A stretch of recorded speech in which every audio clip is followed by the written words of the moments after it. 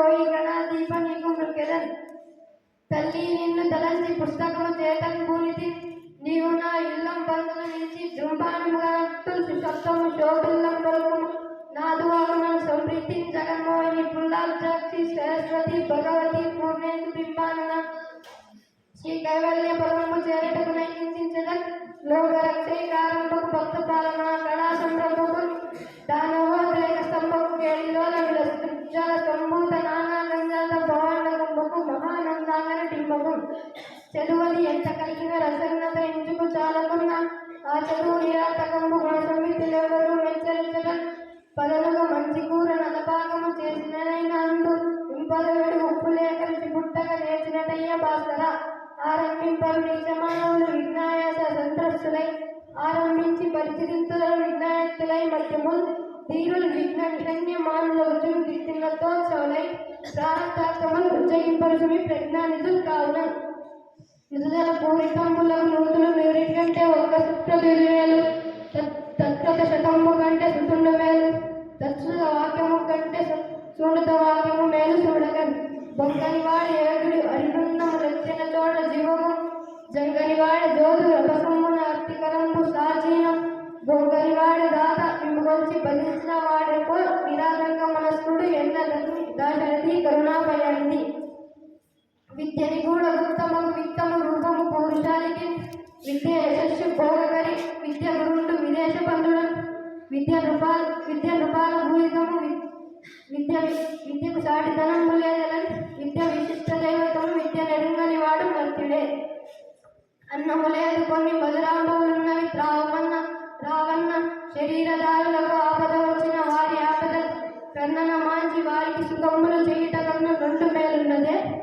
నాకు దిక్కు పురుషోత్తముడొక్కడే చుమ్ము పుల్కస ఏ వేదంపు పఠించలూత భుజగము వేదశాస్త్రం మంచి జగలే విద్యాభ్యాసనం పునర్చేకరి చంచే మంత్రం ఊహించే బోధ విభవ నిదానములు చదువులయ్య కావు విపాద సందేవతక్తియే కాక జంతుతతికి శ్రీకాళహస్తీశ్వర ఇంతింతై మటుడింతై మరియు దానింతై నభో వీధి పైనంతై తోయల మండల ద్రోణ కల్లంతై ధ్రువునిపై చంద్రునికంతై ధ్రువునిపైనంతై మహార్వాడిపైనంతై సత్య భగవన్నతుండగుచు బ్రహ్మాండాంత సంపత్తియే ఎవ్వరిచే జనించు జగము ఎవ్వరి లోపల నుండి లీనమై ఎవ్వరి ఎందు పరమేశ్వరుడు ఎవడు అనాది మధ్యలేవుడెవడు సర్వము తానే అయిన వాడెవడు వాని ఆత్మవు ఈశ్వరునే శరణంబు వేడెదన్ బండల భీముడాదన బాంధవుడు ఉజ్వల బాణపూర్ణ గోదండ కళా ప్రచండ భూతాండవ కీర్తికి రామమూర్తికి రెండవ సాటి దైవమిక లేడనుచు గడకట్టి బేరిక దాండ నినదంబుల ఆచాండము నిన్న మత్త వేదండం నెక్కి చాటగలు దాశరథి కన్నా భయనిది ధన్యవాదాలు.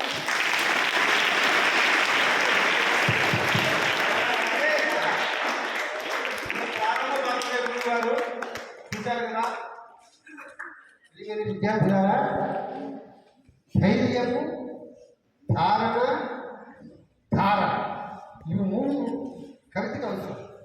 ధైర్యము ఏదైనా చెప్పగలను ముందు ధైర్యం ఉండాలి.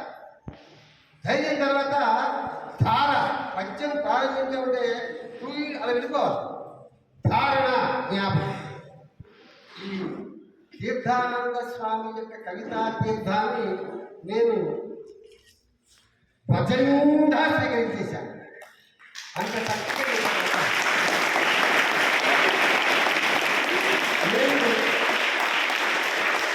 ఈ పూజని మనసారా ఆశీర్వదిస్తూ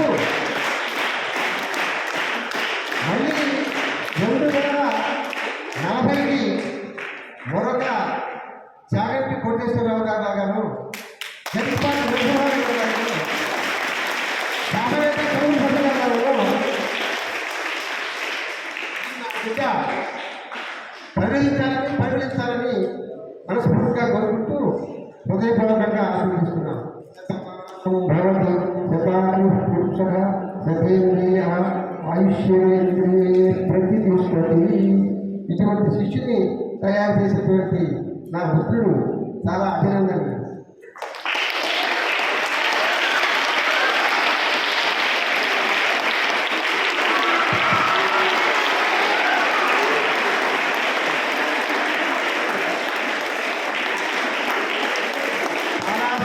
గురువుగారు ఇలాంటిది జరుగుతుందని నేను ఊహించలేదు. అయితే ఒక్క మాట చెప్పగలుగుతున్నాను, గురువుగారు చెప్పినట్లు వాడు ఒక చాగంటి ఒక గరికపాటి తప్పనిసరిగా నేనున్నంత వరకు తయారు చేసి వెళ్తాను గురువుగారు తప్పనిసరిగా. ఎందుకంటే మీకు వాడు చెప్పింది 14 పద్యాలు. 14 పద్యాల్లో అన్ని ఉత్పలమాలే. ఉత్పలమాల అంటే రామాయణము, భాగవతము, భారతము, తర్వాత గురుగారు చెప్పినటువంటి సుభాషిత రత్నాలు, ఈ అన్నింటినీ కలగోపుగా వాడికి ఇచ్చినటువంటి రోజుకు ఒక పద్యం. వాడికి ఎంత ధారణాశక్తి అంటే గురుగారు రోజుకు ఒక్కటి కాదు కదా 3 నేర్చుకుంటాడు. మనం ఒక్కటి చెప్తే వాడు 3 నేర్చుకుంటాడు. 108 ఇచ్చేసాను. 108 పద్యాలు వాడికి ఇచ్చాను. సమయం వచ్చినప్పుడు ఇదే వేదిక మీద ప్రధాన ఆచార్యుల ద్వారా వాడికి బహుమానం జరగకపోతే అప్పుడు మీరు చూడండి. ఒక్కరోజు 108 పద్యాలు ధారణ చేసి ఒకే రోజు. అదేవిధంగా చెప్తున్నాను, ఈరోజు వాడు గిన్నీస్ బుక్ వరల్డ్ రికార్డ్ ఎక్కకపోతే మా గురువు గారు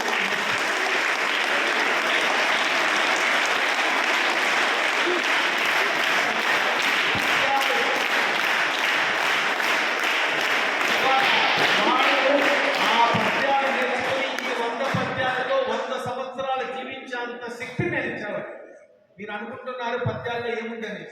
ఒక్కొక్క పద్యము వాడు ఇంగ్లీష్లో కానీ తర్వాత కన్నడలో కానీ వాడికి బేసిక్గా కన్నడ తెలుగు ఇంగ్లీషు కొద్దిగా నేర్చుకుని దాన్ని కానీ ఎక్స్ప్లెయిన్ చేసి సభల్లో మాట్లాడగలిగితే అదే మనకి ఏంటంటే కౌన్సిలింగ్. వాడు ఒక్కొక్క పద్యము దాంట్లో ఉన్నటువంటి ఇంజనీరింగ్ కాలేజ్ కానీ మెడికల్ కాలేజీకి వెళ్ళి ఆ విధంగా దృష్టిలో పెట్టుకుని వాడిని నేను తయారు చేస్తున్నాను. కాబట్టి వాడు కూడా అదే విధంగా నేర్చుకుని ముందుకు వచ్చాడు. ఇందులో నా గొప్పతనం ఏం లేదు. నేర్చుకున్నామంటే ముందుకు వచ్చే వాళ్ళకి అనంతరంగా నేర్పించేది మా దగ్గర ఉంది కాబట్టి అది నేర్పించాడు. కాబట్టి గురువుగారు చాలా ఆత్మీయంగా వాడిని ఆశీర్వదించడం చాలా ముచ్చటేసింది. ప్రియమైన విద్యార్థులారా మీరు కూడా అలా నేర్చుకోవాలని నేను ఆశిస్తున్నాను. ఇప్పుడు విలంబం చేయకుండా గురువు గారికి చివరిగా తెలుగు భాష గురించి 2-3 మాటలు మాట్లాడవలసిందిగా మా పిల్లలకి చెప్పవలసిందిగా కోరుతున్నాను.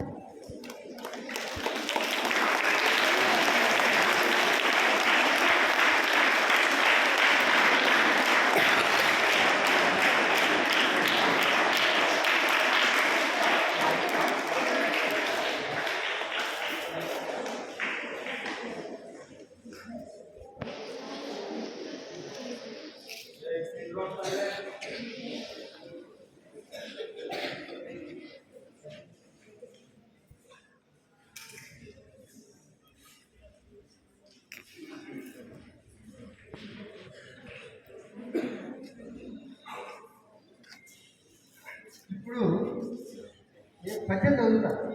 వీటిని ఏమంటే పొడుపు కథలు అంటారు. అంటే పద్య రూపంలో నేను మీకు ఒక పొడుపు కథ వేస్తాను. దాన్ని ఆలోచన ఏర్పడు. మనం చెప్పినారు కదా, పిల్లలకి తెలుగు సాధించడం ఒక్క విషయానికి ఇది ఒక గంట దగ్గర కాదు. మీరు నాతో ఏకీకరిస్తారనుకుంటున్నాను.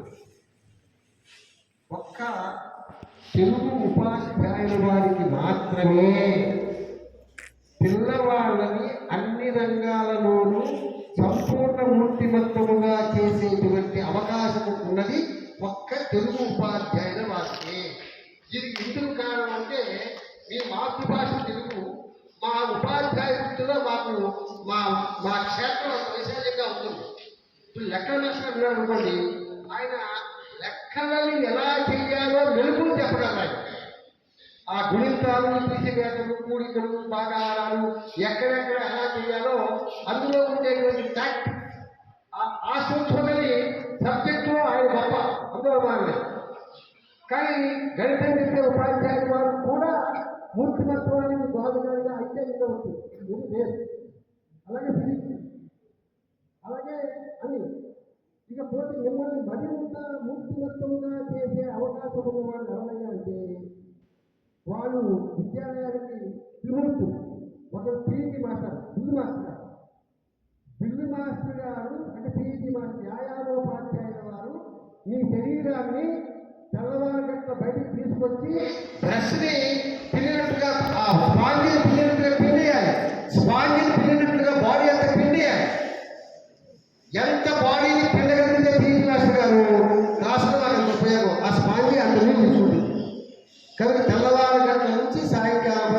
మీ శారీరకమైనటువంటి పరిణతిని చూపించేటువంటి వ్యాయామ పాఠ్యాలు ముఖ్యం నాకు. రెండవది మీలో ఉన్నటువంటి నైపుణ్యాన్ని బయటపడించే ఆర్ట్ మాస్టర్ గారు. వీళ్ళిద్దరూ తెలుగు మాస్టర్ గారు, పిఈటి మాస్టర్ గారు, ఆర్ట్ మాస్టర్ గారు. మీరు ఎక్కడైనా చూడండి, ఈ ముగ్గురు స్ట్రాంగ్గా ఉండాలంటే ఆ విద్యాలయం వెరీ స్ట్రాంగ్. అంటే మిగిలిన వాళ్ళు స్ట్రాంగ్ కాకపోతే ఎవరిగా తప్పేది కాదు అన్న అంతే. ఈ ముగ్గురి మీదనే మొత్తం పిల్లవాళ్ళ యొక్క భవిష్యత్తు ఉంది. ఇప్పుడు నేను సరదాగా ఒక పద్యం చదువుతా. ఆ పద్యంలో ఇది అర్థమయ్యే భాష కష్టంగా అని చెప్తాను. ముక్కు పైనము నడుచును, ముక్కున పైనము నడుచును. మనందరం చేతి నడుస్తాం, కాళ్ళతో నడుస్తాం. కానీ నేను చెప్పేటువంటి వస్తువు ముక్కు మీద నడుస్తుందా? ముక్కు మీద ముక్కున పైనము నడుచును. అర్థమవుతుందా బాబు? అర్థం కాలేదా? ప్రక్కలను దాని నోరు పక్కన ఉంటుంది, మనకి నోరు మధ్యలో ఉంటుంది. గాలి పాలన చేయను, మనం ఏదో అన్నం తింటాం, అదేదో గాలి తింటుంది. ముక్కు పైన నడుస్తుంది, పక్కన ఉంటుంది, గాలి తింటుంది. గప్పునదే వేసిన దాని గాలి టాక్టర్ పడితే మక్కువతోని తెలియమునుగలరే. అది ముక్కు మీద నడుస్తుంది, ముక్కు మీద నడుస్తుంది. ఒకటే పట్ట పెట్టాలా, పక్కన నడుస్తుంది, గాలి వేస్తుంది, కొడితే శబ్దం వస్తుంది. అదేంటి అమ్మా చెప్పండి? తప్ప గొప్ప అదేంటో తప్పలేదు. తీసేది పెరుగు పెరుగు పెరుగు గాలి చూస్తుందా? కొడితే శబ్దం వస్తుందా? నాలుగు నాలుగు నాలుగు కాచేవాళ్ళు కదా. ముక్కులో నాలుగు ఓకే, ముక్కు ముక్కు నడుస్తుంది. మరి గాలి పాటలు వస్తుందా? కాల్చింది కదా. అది అదే గాలి తీసుకోవాలి. వంగరం మీకు అవన్నీ ఇప్పుడు అవుట్డేట్ అయిపోయాయి కాబట్టి చెప్పలేదు. అందుకే చెప్పేది.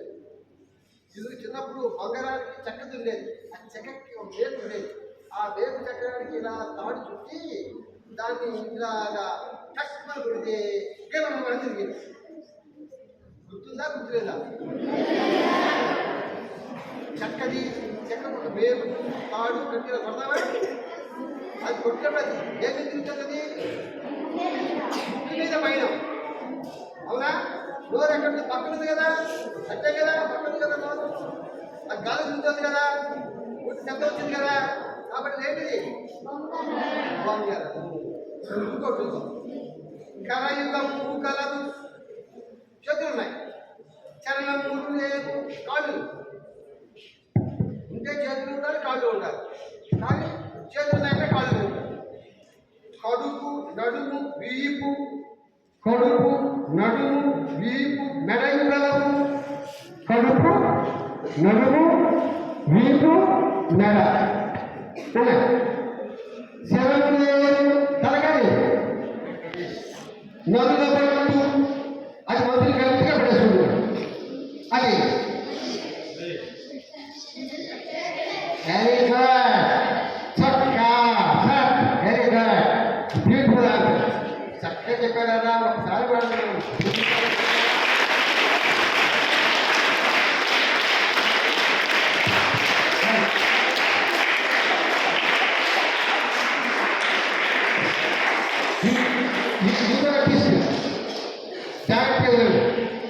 వంగ తోటలు నేను చెప్పినప్పుడు దానం చేయాలి. అక్కడ దానం చేయాలి. వంగ తోటలు వరి మల్లలు జొన్న చేరలు చోద్యములు తెలుపు పువ్వులు తలనీరు దీని భావనే వరి మల్లలో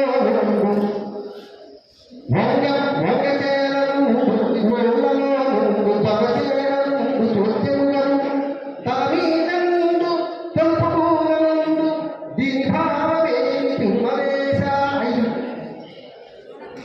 అది వంగమలలో ఉంటుందిట, వంగతోటలో ఉంటుందిట, జొన్నజాలలో ఉంటుందిట, తలమీద ఉంటుందిట, తలుపులో ఉంటుందిట. ఈ 5 లక్షణాలలో ఏది? ఏంటమ్మా? చుట్టూ దెబ్బలు ఉంటుందా? తలమీద చుట్టూ ఉంటుంది. 5 పడవే అమ్మా.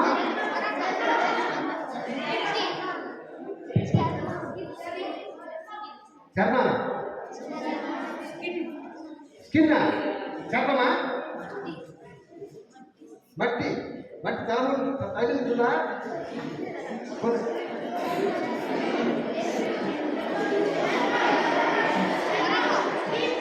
అరే నాయన, తెలుగు సాహిత్యంలో ఉండే చమత్కారం ఇదే. అది చెప్పేవాడు మాటల గాలి. తెలుగు సాహిత్యం అంటే లేదు, ఏదైనా సాహిత్యం అంటే మాటల గాలి. ఒక 2 వ్యక్తులు ఆడుకుంటున్నారు. ఒకటి కింద దొరల్లాగా ఉన్నాడు, పైన వాడు ఎక్కాడు. ఆడుకుంటాగా సరదాగా దాంట్లో ఇలా ఎక్కిన వాడు ఉడుకున్నాడా వీటిని వ్యాపారం చేయాలని. అరే గాడి మీద ఎక్కినట్టుగా ఉంది నాకు, గాడి మీద ఎక్కినట్టుగా ఉంది అంటే పైన ఉన్నవాడు గాడి మీద ఎక్కినట్టుగా ఉంది అంటే కింద వాడు అవేంటు అని వాడు అన్నాడంటే వాడి దగ్గర సుధాకర్ గారు తెలుగు సాహిత్యం పట్ల వాడు తెలుగు భాష సుధాకర్ గారు చూసేవాడు. వాడేవాడు అవును రోయ్, నాకు కూడా గాడిగా మీ దగ్గరట్టుగానే ఉన్నాడు. ఈ answer apply same principle, same sentence కాదు. అవునరా, నాకు కూడా గాడిగా మీ దగ్గరట్టుగా ఉన్నాడు. అప్పుడు ఎవరు గాడి అయ్యారు? పైన గాడి అయ్యారు. తెలుగు సాహిత్యంలో ఇలాంటి ప్రశ్న కాదు. దేవుని ఎదుట ప్రమాణం చేసి అంతా నిజమే చెప్తాము, అబద్ధం చెప్పము. అయిపోయిందా? మరి కూడా చెప్తున్నా, దేవుని ఎదుట ప్రమాణం చేసి అంతా నిజమే చెప్తాము, అబద్ధం చెప్పము. అదే మాట మళ్ళీ అంటున్నా, దేవుని ఎదుట ప్రమాణం చేసి అంతా నిజమే చెప్తాను, అబద్ధం చెప్పము.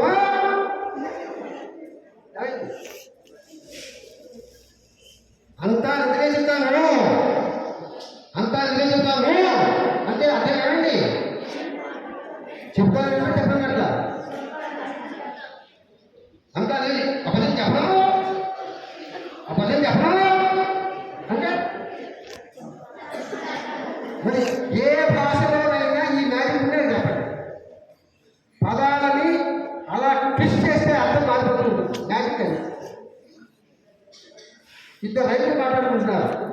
రామయ్య రామయ్య, నువ్వు పోయిన సంవత్సరం చెరుకు చేసావా వరి చేసావా అని అడిగాడు. రామయ్య రామయ్య, నువ్వు పోయిన సంవత్సరం చెరుకు చేసావా వరి చేసావా?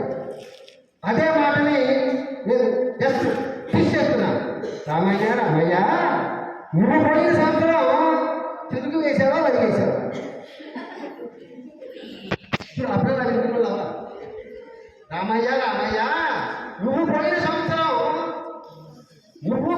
కాదు, నువ్వు ఇది పక్కన పెట్టా, పోయిన సంవత్సరం పక్కన పెట్టా, ఇప్పుడు మార్చేసా, ఈ పోయిన పక్కన పెట్టేసా. నువ్వు పోయిన సంవత్సరం చెరుకు వేసావా వరి వేసావా? ఎవరైనా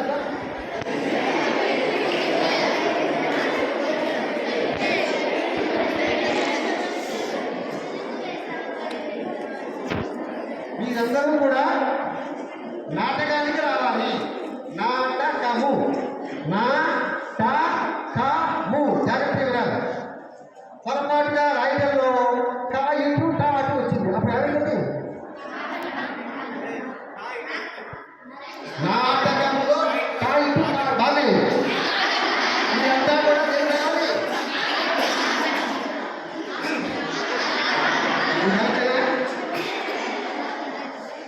తెలుగు భాష అంత జాగ్రత్తగా ఉంటుంది. అందమునకు కూడా ఒక కొత్తగా పెళ్ళి ఒక అమ్మాయి, వాళ్ళ ఆయన వచ్చాడు.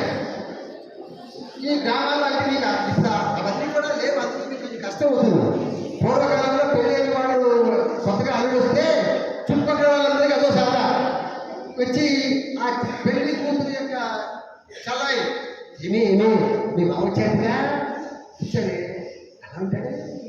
ఇలా అడగడం ఒక ఆచారం. అందుకని అలా బావగా రాగానే పిల్లలకి అడిగారు, ఏమన్నా నీ బావ ఎలా ఉంటాడు అని.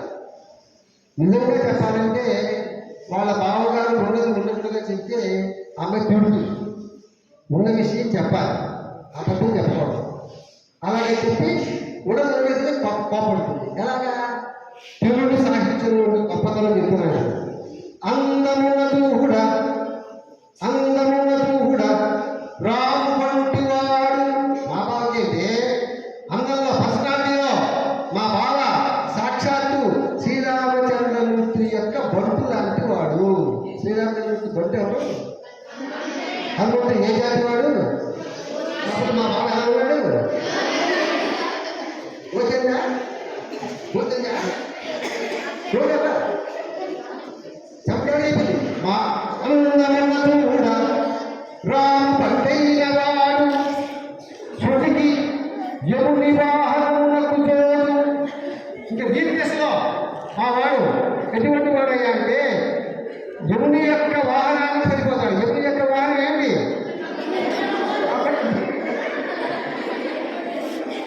వీక్నెస్ ఎలా ఉన్నాడు మా వాడు? అందంలో తర్వాత దానికి పంది లాంటి వాడు కూడా ఉంటుంది.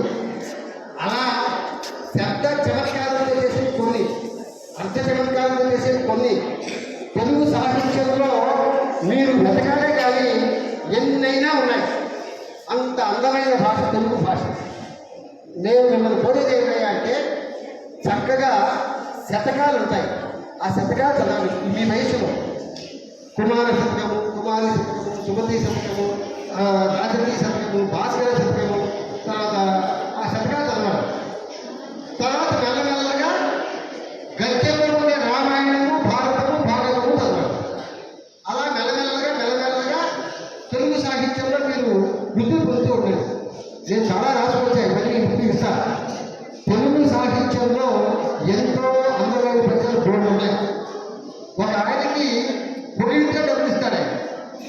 పొగడాలంటే అందంగా ఉండాలా ఉంటా. నా అశోక్ పొగిడే ఆయన మా పిల్లలు బంగారం అండి, మా పిల్లలు చిన్నది వెళ్ళారండి ప్రమాణం చెప్పాడు ప్రభుత్వం. కానీ వాడికి ఏమీ లేదే. వాడు ఒంటి కట్టి వాడు. ఆ రాజుగారికి ఏమీ లేదు. ఒక కన్ను ఉంటుంది, ఒక కన్ను ఉంది. ఆయన దగ్గరికి వచ్చాడు ఒక యాచకుడు, నాలుగు వాడు. అయ్యా కేవలం ఉంటే చెప్పేవాడు. నన్ను పొడవయ్యాడు. నన్ను కూడా నీతో 10 ఏళ్ళ నిన్నగా పుడతానరా, నీకు ఒంటికండి వాడిని అలాగే చెప్పి పంటపడా కనుక నీకు ఒకటే కానీ ఎప్పుడు పుడతానరా చెప్తారా? అందుకని ఏం చెప్పాడు అంటే తమాషగా చెప్పాడు, అయ్యా మీకేమండి అన్నాది కూడా అరుడవే. ఓ మహారాజా, మీరు కానీ మీ భార్యను పక్కన పెట్టుకుని కూర్చుంటే సాక్షాత్తు శివుడు. ఎందుకని? భార్య ఎన్నికలు ఉన్నాయి, ఈయన ఎన్నికలు ఉన్నాయి. 2 + 1 ఎంత? 3 గంటల వాడు ఎవడు? కాబట్టి నాయన నువ్వు ఒంటరిగా పక్కన నాయన నీ కళ్ళాన్ని పక్కన పెట్టుకో, అప్పుడు సాక్షాత్తు అంటే ఈ కవి రాజుగారి పొగిడా పుట్టాడా? అన్నాది కూడా అసుడవే, అన్నాది కూడా నప్పుడు అసుడ గురుడవే. ఒకవేళ నీకు కానీ భార్య లేదే అనుకో, అప్పుడు ఎవరు అంటే సాక్షాత్తు రాక్షసుల యొక్క గురువుడు శుక్రాచార్య వారు కూడా ఉంటుంది. అన్నా తిరుమలరాయ మహానుభావ, కన్నొక్కటి మిగిలే కానీ ఆ ఒక్క కన్ను ఉండిపోయింది కానీ అది కూడా లేకపోతే సాక్షాత్తు కౌరవపతికి ధృతరాష్ట్రుడు లాంటి వాడు రాదు. ఆ ఒక్క కన్ను లేకపోతే సాక్షాత్తు ధృతరాష్ట్రుడి. ఎంత చెప్తున్నటువంటి నీవు నీ భార్య పక్కన ఉంటే చూడు, ఒకే ఉంటే శుక్రాచార్యుడు, ఆ ఒకరు లేకపోతే సాక్షాత్తు ధృతరాష్ట్రుడు. పొగిడాడో తిట్టాడా? తిట్టాడో పొగిడాడో ప్రియ విద్యార్థులారా, ఆకలిపోతుంది. తెలుగు సాహిత్యాన్ని మధించాలి కానీ మీకు జన్న పూసలాంటి బోర్డు దొరుకుతాయి. చాలా పట్టుకొచ్చాను ఇస్తాను. చక్కగా అప్పుడు నాకు పూర్తి నమ్మకం ఉంది. మీ ముఖాలు చూసుకుంటే ఖచ్చితంగా భారత మాతకి మీ యొక్క సేవలు అందుకునేటువంటి అదృష్టం ఉన్నది.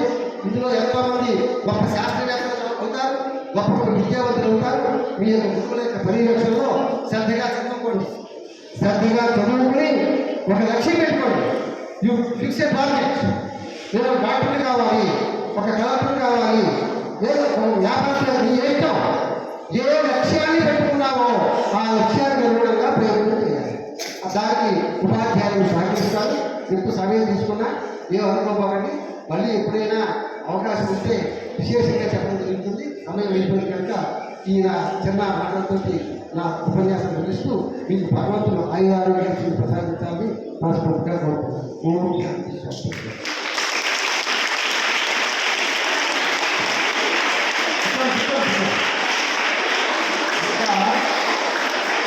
ఎంతో కార్యక్రమాలు ఉన్నాయి. మరి గురువు గారికి ఒక చిన్న శిరు సత్కారం, తదనంతరం ప్రధానాచార్యులు మాకు మాట్లాడతారు. అంతటితో సభ జాతీయ గీతంతో ముగుస్తుంది.